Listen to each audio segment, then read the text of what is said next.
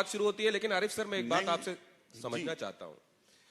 आप जो बात कहते हैं, ऐसा लगता है हर एक तार आप वो पकड़ रहे हैं जो हर एक लॉजिक वाला इंसान, हर एक रैशनल वाला इंसान जिसमें थोड़ी समझबूझ होगी, वो आपसे सीधे कनेक्ट कर जाएगा। फिर ऐसा क्यों है कि मजहबी तरीके से आप जिस कौम से आते हैं, उस कौम के अंदर आपके जैसे समझ वाले लोग माइनॉरिटी में क्यों नजर आते हैं सर? देखिए, कौम तो है मेरी हिंदुस्तानी।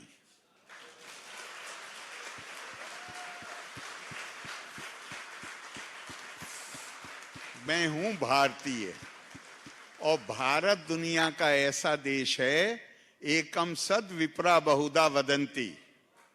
और ये हमारी सिविलाइजेशनल जर्नी, हमारी सांस्कृतिक यात्रा विविधता की स्वीकार्यता के साथ शुरू होती है। इसलिए कौन किस तरीके से इबादत करता है वो इंपॉर्टेंट नहीं है, उससे कौम नहीं बनती है। वो जमाना चला गया, अंग्रेजों ने हमें ये पाठ पढ़ाया, नतीजे में इस देश का बंटवारा हो गया। प्लीज ये जुबान बोलनी बंद करिए। कौम तो हमारी एक है, हम हैं भारतीय, हम हैं हिंदुस्तानी। अब सवाल है कि वो एक वर्ग विशेष में, या आप ज्यादा से ज्यादा संप्रदाय कह सकते हैं, कौम नहीं, संप्रदाय कह सकते हैं, उस संप्रदाय में ये समस्या क्यों? मैंने आपको पहले ही बताया, मैं पहले बहुत बोल चुका हूं। आम आदमी बेचारा तो अपनी रोजी रोटी चाहता है, वो तो अपने बच्चों को पालने में लगा हुआ है।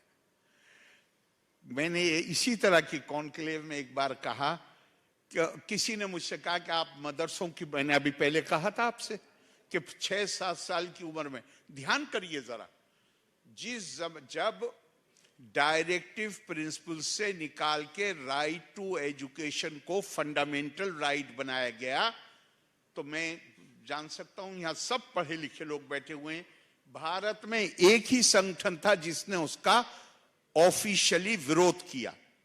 क्या बताएंगे कौन था वो? प्लीज बताइए। अब हमें पता होना चाहिए। एक ही संगठन था पूरे देश में जिसने विरोध किया खुल के, वो था मुस्लिम पर्सनल लॉ बोर्ड। और दूसरी तरफ आप देखिए, अगर रिलीजन को देखिए, तो वहां पे इल्म का हासिल करना फर्ज बताया गया है। तो मैंने बहुत सोचा कि ये लोग मुखालफत क्यों कर रहे हैं।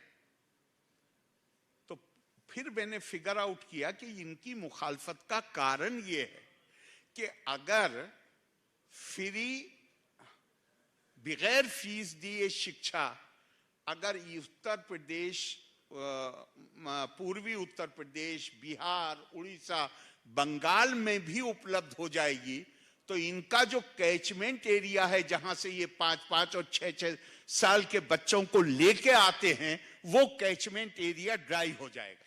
इसको एक दूसरे तरीके से सर आपसे मैं समझना चाहता हूं, क्योंकि ये बड़ा मौलिक प्रश्न है। लोग ये जानना चाहते हैं कि आरिफ सर जो कहते हैं वो बड़ा अपीलिंग होता है, सीधे समझ में आता है, देश हित में है।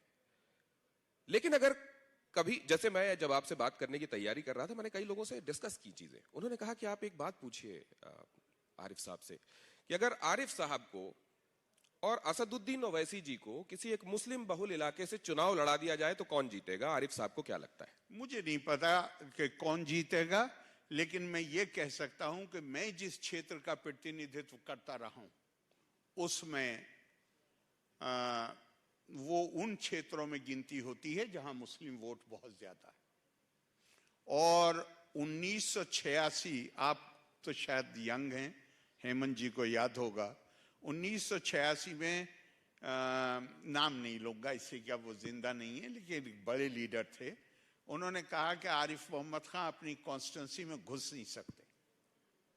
और इलेक्शन जब हो गया और मैं जीत के आ गया, तो उन्होंने क्या, यहां असल में इन्होंने काम बहुत किया है। दोनों चीजें अखबारों में छपी हुई हैं, मैं नहीं कह रहा हूं, दोनों अखबारों में छपी हुई। तो ये सब, लेकिन फिर भी मैं आपकी बात से, जो असल आपका मतलब है, जो भावना है प्रश्न की, मैं उससे बड़ी हद तक सहमत हूं। क्योंकि जब तक आप लोगों के अंदर विवेक पैदा नहीं करते, विच्छेद पैदा नहीं करते कि वो सही और गलत में तमीज, वो केवल शिक्षा के माध्यम से आ सकता है। और हमने शिक्षा के ऊपर हमें मानना चाहिए, स्वीकार करना चाहिए कि हमारा ध्यान जो होना चाहिए था वो नहीं रहा है। तो वहां तक आप उसको गलतफहमी में मुब्तला कर सकते हैं। और शायद मैं अपने क्षेत्र में, चूंकि मेरा बहुत ताल्लुक था और मैं लगातार मतलब उनको बताता था, शायद इसलिए वो भ्रमित नहीं हुए, क्योंकि वो लोग जो 1986 में जिन लोगों के खिलाफ मैंने स्टैंड लिया था, वो जगह लखनऊ कुल 120 किलोमीटर है मेरे चुनाव क्षेत्र से, जहां से मैं लड़ता था। 200 से ज्यादा लोग 1 महीने से ज्यादा मेरे क्षेत्र में रहे थे, लेकिन वहां कामयाब शायद इसलिए नहीं हो पाए, भ्रमित करने में कामयाब इसलिए नहीं हो पाए कि हमने ये कोशिश करी कि हम उन तक पूरी बात पहुंचा दें, लेकिन उसमें मेरी ताकत की बात नहीं है। बात सिर्फ इतनी है कि अगर लोगों को आप इन्फॉर्म डिसीजन लेने के लिए, सही डिसीजन लेने के लिए उनको सारी बात का पता होना चाहिए। और मैं नाम नहीं लेता हूं किसी लीडर का, लेकिन अभी आपने कहा तो मुझे याद आ गया, 10 साल पहले, 10-11 साल पहले की बात होगी, मैं हैदराबाद, मैं नाम नहीं ले रहा हूं, हैदराबाद कह रहा हूं, मैं नाम नहीं लेता किसी का भी। हैदराबाद में मैं था तो किसी ने मुझसे कहा कि आरिफ भाई, हैदराबाद में ऐसे लोग हैं जो ये भी नहीं मानते कि पाकिस्तान के 2 टुकड़े हो गए हैं और बांग्लादेश बन गया। मैं क्या, ये मत बताओ यार कि हैदराबाद कैपिटल है, यहाँ पे ऐसे लोग। कहा मेरे साथ अभी चलिए, मैं लेके चलता हूँ। और बोले एक ही बात कहेंगे वो, जब आप उन्हें बताएंगे कि बांग्लादेश 71 में बन गया, तो वो कहेंगे कि सालार ने तो ये बात कभी बताई नहीं, तो ये कैसे हो सकता है। अब इसका तो कोई इलाज नहीं।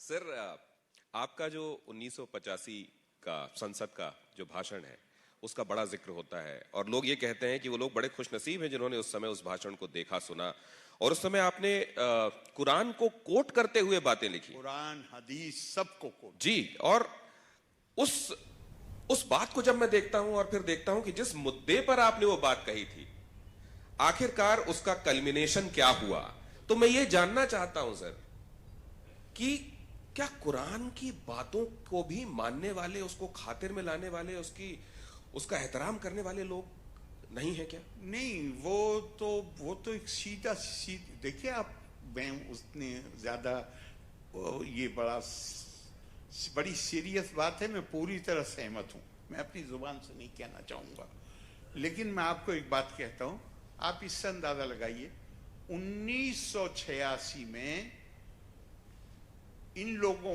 पर्सनल लॉ बोर्ड का कहना था कि इशू 3 तलाक था असल इशू,